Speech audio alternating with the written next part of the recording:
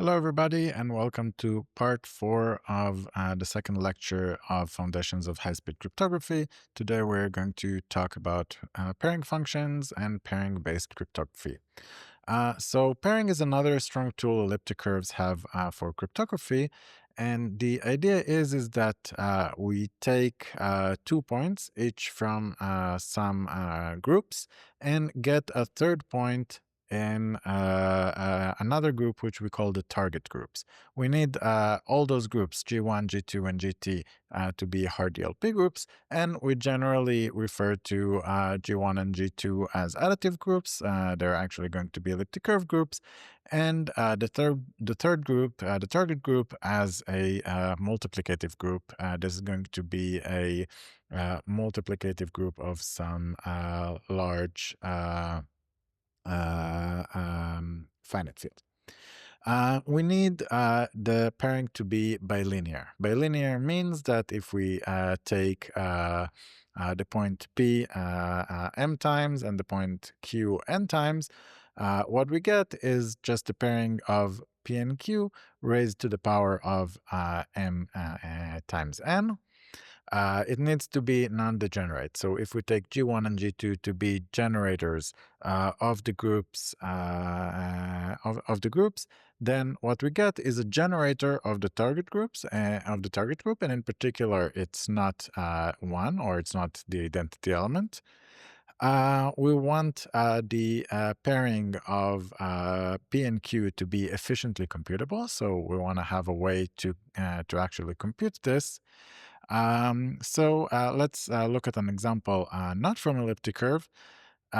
Take a pairing between multiplicative integers and additive integers into multiplicative integers. Actually, multiplicative integers are not really a group because we don't have an inverse, but just for the sake of this example to see how we work, imagine that there are groups and we have a pairing where a pairing of A and B is just A to the power B.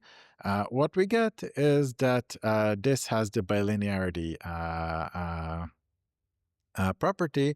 So now A to the m and B to the n, because B comes from an additive group, B to the n is actually n times B. We get that plug it into the pairing formula. We get that this is A to the m to the power n times B, and this is just A to the power B to the power m times n. So we get that this is indeed bilinear, but as we said, this is not really pairing because it doesn't come from a group. But this just to get the idea, and this is also non-degenerate and efficiently computable. Of course, none of this is hard DLP, so this doesn't give us anything to cryptography. However, in the real world, elliptic curves have this pairing. And not every elliptic curve is pairing friendly. So not for every elliptic curve we have a pairing that we can use and efficiently compute. But there are a lot of examples that we do have. For example, the curve BLS 12381 is a pairing-friendly elliptic curve. It is given by the equation y squared equals x cubed plus 4 over a field with 381 bit modulus, which is written here in hexadecimal. And the size of the group is divisible by the 255 bit prime. This is the scalar prime of the group, R. And this gives us a cyclic subgroup to work with. This is the group G1 that we are going to be used for the pairing, the cyclic subgroup of order R of these elliptic curves. And now for the group G2 and GT, we actually need 2 more groups of the same order, of order R. And some fancy elliptic curve math reveals that these appear when we look at the same curve equation over the 12th extension. So instead of the field fq, look at the extension field fq to the power 12, and we can look at it as polynomials of fq with two variables I and u, modulo I squared plus 1 and u to the 6 minus 1 plus I. So this is an extension field, and the group GT is the subgroup of the roots of unity of order R in this extension field. So there is some mu, which is a root of unity of order R, and all the powers of mu form a cyclic group inside this multiplicative group of the extension field. And actually working with an elliptic curve over fq to the 12th is inefficient. So what we do here is we use a trick called a twist.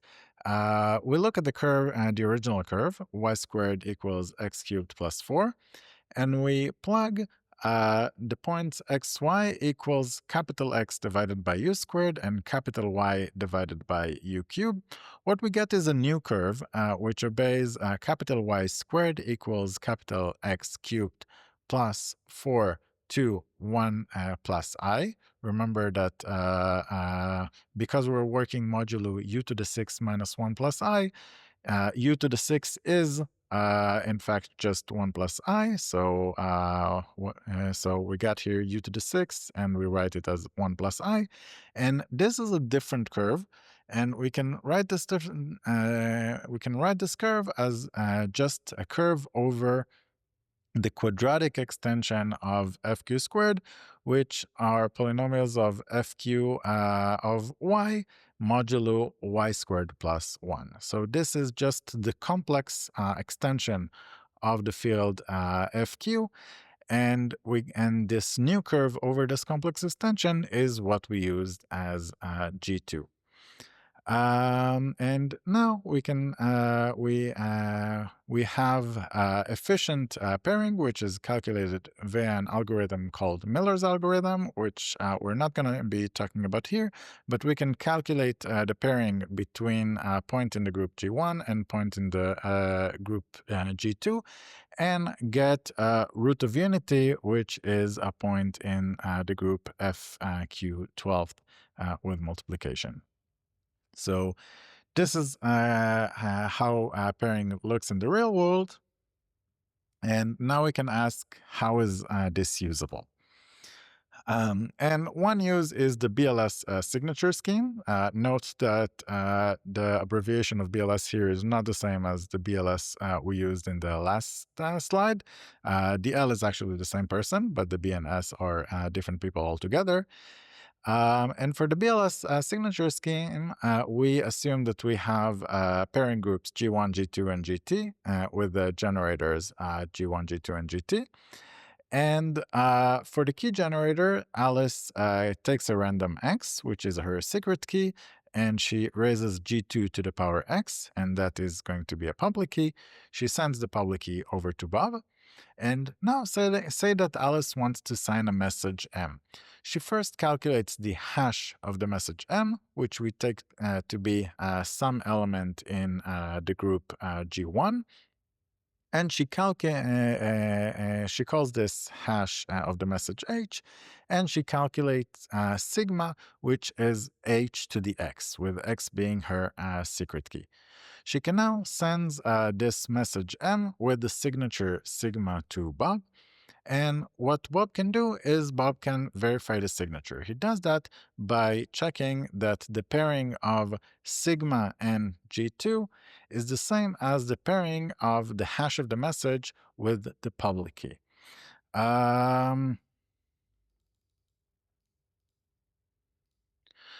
Okay, and the reason this works is Bob doesn't know X, but because of the pairing by linearity, the pairing of sigma, which is x to the x, h to the x, and g2, the x comes out of the pairing. So this is like calculating the pairing of h to g2 to the power x.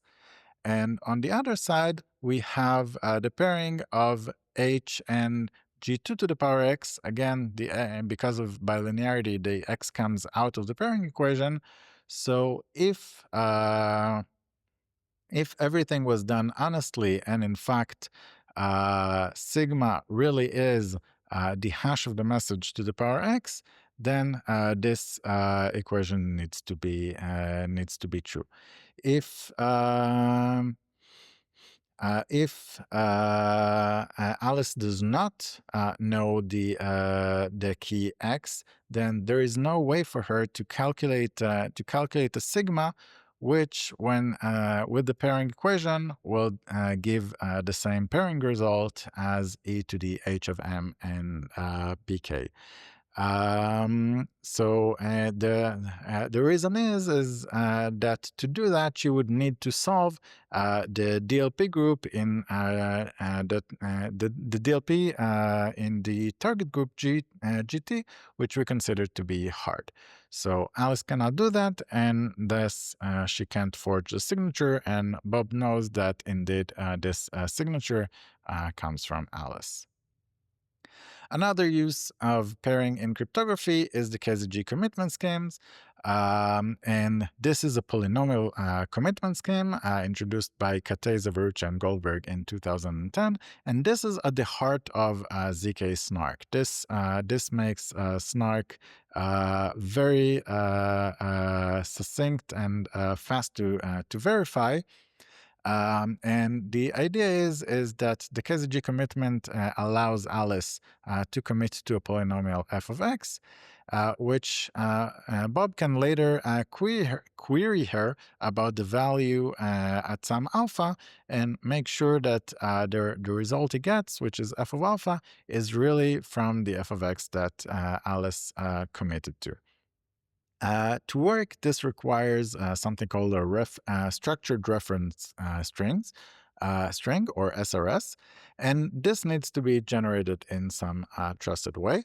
And the SRS is just the power of some random number s times the generators G1 and G2. We actually only need the first power of s times G2, but we need all the powers of s up to n. N is the maximal degree of the polynomial f of x.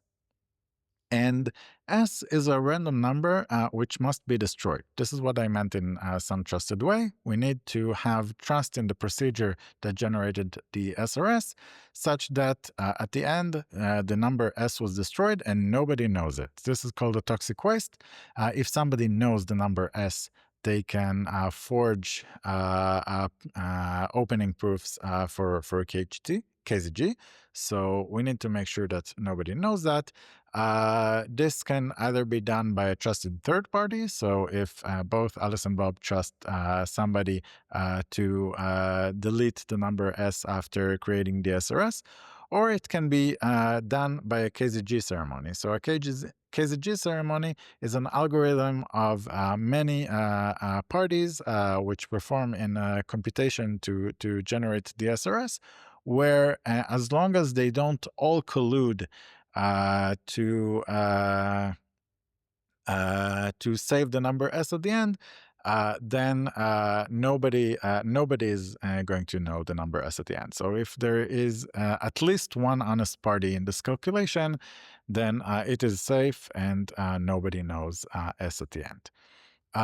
So how does a KZG commitment work? So we assume we have the generator G1 and G2 and the SRS, which are all the powers of this number s times G1 and also s times G2. And now the idea is this: to commit to a polynomial f of x, Alice computes the value of this polynomial at the number s times G1. This is called the commitment of f of x. And the way she does that, because she does not know S, but she can use the SRS. So plugging x equals S and multiplying by G1 just gives us that the commitment can be generated as a sum of all the elements in the SRS with the coefficients AI, which are the coefficients of the polynomial f of x. So Alice can calculate this commitment. She sends it to Bob, and now at some point Bob wants to query Alice for the value of the commitment at some x equals alpha. He sends her alpha, and what Alice does, she computes f of alpha. However, she also computes a new polynomial, which she calls pi of x, and this is f of x minus f of alpha divided by x minus alpha. Note that because f of x equals f of alpha, this is a division without remainder, and the result is indeed that pi of x is a polynomial. And now she sends the opening proof, which is just the commitment of this new polynomial, pi of x equals pi at s times g1. She computes it exactly the same way as she did the commitment to f. So she knows the coefficients of the pi polynomial, and then she can use those coefficients and the SRS to compute the opening proof. She sends f at alpha and the opening proof to Bob, and now Bob uses a pairing equation to check that everything he has makes sense together. So he calculates the pairing of the commitment to f of x minus f of alpha at g1. This is paired with g2, and now this needs to be equal the pairing of the opening proof, which is a commitment to pi, times s minus alpha times g1, which can also be calculated using the SRS. So this is the verification equation. And the reason it works is, again, because of bilinearity. We can take the commitment to f minus f of alpha out into the exponent of the entire pairing. So we get that the left-hand side is just the pairing of the generators g1 and g2 to the power f of s minus f of alpha,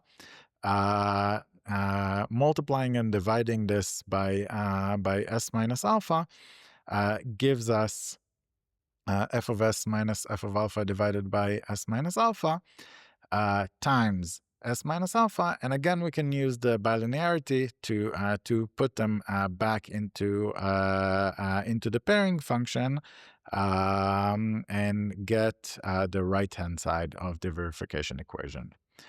Now, to make a fake proof and to convince Bob that f of x evaluates to some fake value beta, Alex would have to compute some fake opening proof pi fake x, which equals to the commitment of f minus beta divided by s minus alpha. If she knew s, that would be easy. She can just do this computation.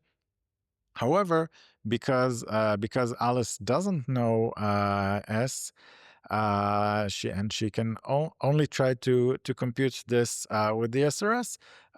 This is a problem, and the reason it's a problem is that because f of x does not equal beta, when we divide f of x minus beta by x minus alpha, we get a function that is not a polynomial.